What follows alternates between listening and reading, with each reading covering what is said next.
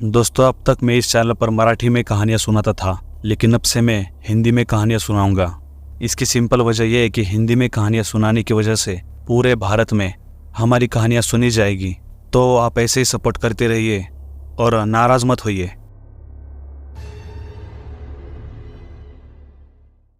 शहर के सबसे पुराने और बड़े हॉस्पिटल में रात का सन्नाटा छाया हुआ था। दिन भर की भीड़ भाड़ के बाद अब अस्पताल के गलियारे पूरी तरह सुनसान हो गए थे। सिवाय नाइट शिफ्ट के कुछ नर्स और डॉक्टर के पूरा हॉस्पिटल गहरी नींद में डूबा हुआ था। लेकिन सबसे डरावनी जगह थी हॉस्पिटल का मुर्दाघर। मुर्दाघर की खामोशी में एक अजीब सी दहशत थी। कहते हैं कि वहाँ कई बार अजीबोगरीब घटनाएं घट चुकी थी।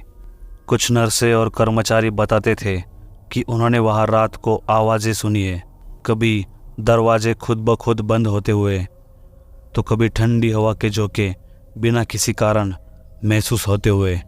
और इस बार संदीप नाम का एक नया वार्ड बॉय आया था वहाँ पर, जिसे अभी अभी नाइट ड्यूटी के लिए रखा गया था। उसे मुर्दाघर की कहानियों पर यकीन नहीं था। ये सब बकवास है, उसने अपने साथियों से ऐसा कहा था। मैं ऐसी बेतुकी बातों पर विश्वास नहीं करता। उसकी पहली ड्यूटी उसी रात मुर्दाघर में थी। रात के 2 बजे हुए थे। संदीप मुर्दाघर के कोने में बैठा था। फाइलों को वो चेक कर रहा था। सब कुछ शांत था, लेकिन अचानक एक ठंडी हवा का झोंका कमरे में घुस आया। उसने इसे नज़रअंदाज किया और फिर से फाइलों में जुट गया। तभी उसने कुछ कदमों की आहट सुनी। संदीप ने सिर उठाकर देखा, लेकिन वहाँ कोई नहीं था। उसके चेहरे पर थोड़ी चिंता की लकीरें उभर आई, लेकिन फिर उसने सोचा कि शायद ये उसका भ्रम है। लेकिन कुछ ही मिनट बाद एक भारी सांसों की आवाज़ कमरे में गूंजने लगी।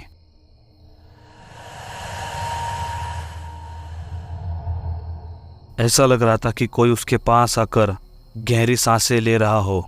इस बार संदीप उठकर चारों ओर देखने लगा, लेकिन मुर्दाघर में कोई नहीं था।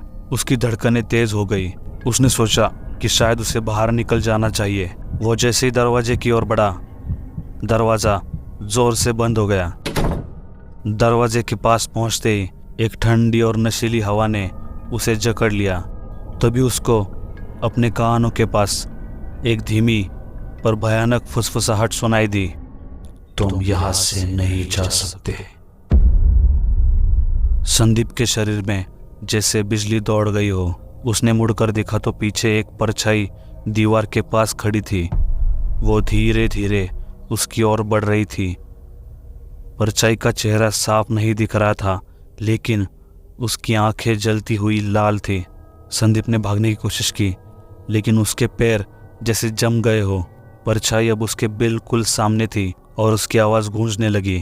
तुम्हें भी यही रहना होगा, हमेशा के लिए। संदीप की चीखें कमरे में गूंजने लगी, लेकिन मुर्दाघर की मोटी दीवारों के पीछे उसकी आवाज़ किसी के कानों तक नहीं पहुंची। अगली सुबह नर्स ने जब मुर्दाघर का दरवाज़ा खोला तो संदीप बेहोश हालत में मिला। उसकी आंखें फटी हुई थी और चेहरे पर डर का गहरा निशान था। कोई नहीं जानता था कि रात को उसके साथ क्या हुआ, लेकिन वो दिन आखिरी था जब संदीप ने उस हॉस्पिटल में काम किया। उसने नौकरी छोड़ दी और शहर से हमेशा के लिए चला गया। लेकिन कहते कि संदीप के जाने के बाद मुर्दाघर में रात को अब एक नई परछाई दिखाई देती है, और वो परछाई अब भी किसी नए शिकार के तलाश में है। संदीप के हॉस्पिटल छोड़ने के बाद मुर्दाघर की कहानियों ने और भी खौफनाक रूप ले लिया।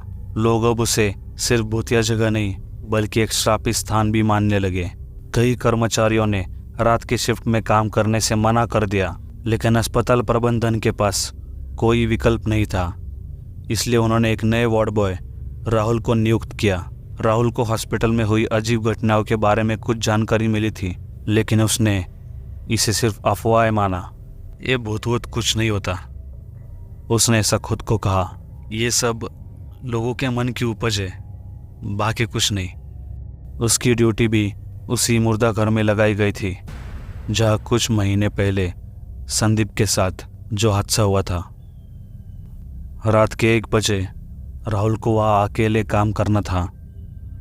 मुर्दा घर का माहौल वैसे ही ठंडा और डरावना था। हवा में एक अजीब सी ठंडक थी, जैसे कि वहाँ कुछ अदृश्य हो। राहुल ने ध्यान नहीं दिया और वो अपने काम पर लग गया। करीब 2 बजे वो फाइल को अच्छे से अरेंज कर रहा था कि तभी अचानक लाइटें झपकने लगी। राहुल ने ऊपर देखा और खुद को शांत करने की कोशिश की। शायद बिजली में कोई दिक्कत है, उसने ऐसा सोचा।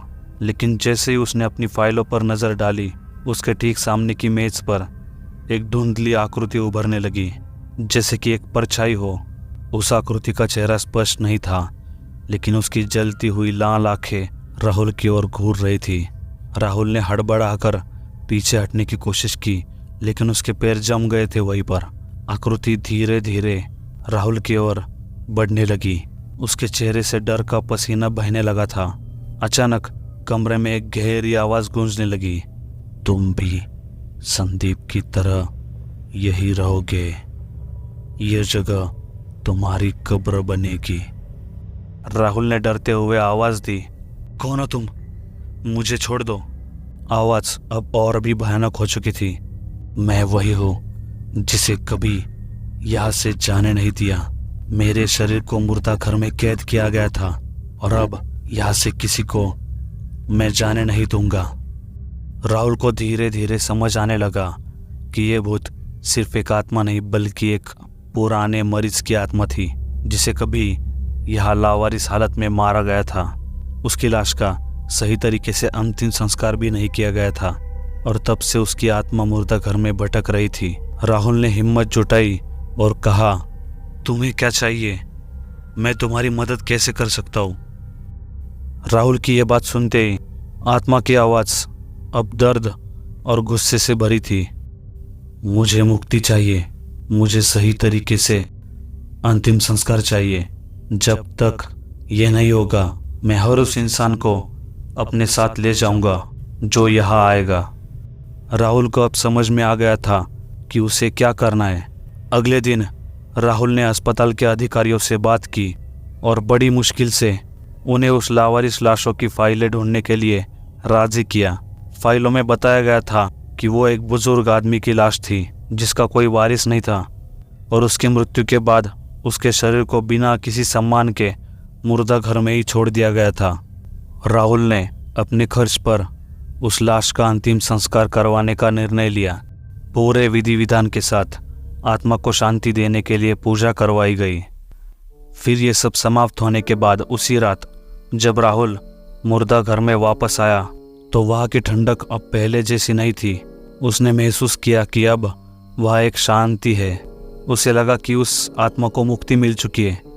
अंदर ही अंदर राहुल खुश हो गया। उसे अंदर ही अंदर से समाधान हुआ कि मेरी वजह से किसी को मुक्ति मिल गई।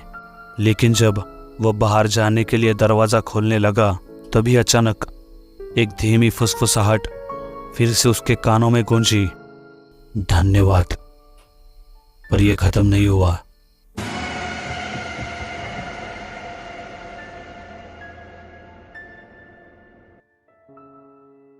राहुल स्तब्ध हो गया। क्या वाकई में उस आत्मा को मुक्ति मिली थी या वो कुछ और था जो अब भी अंधेरे में छिपा हुआ था।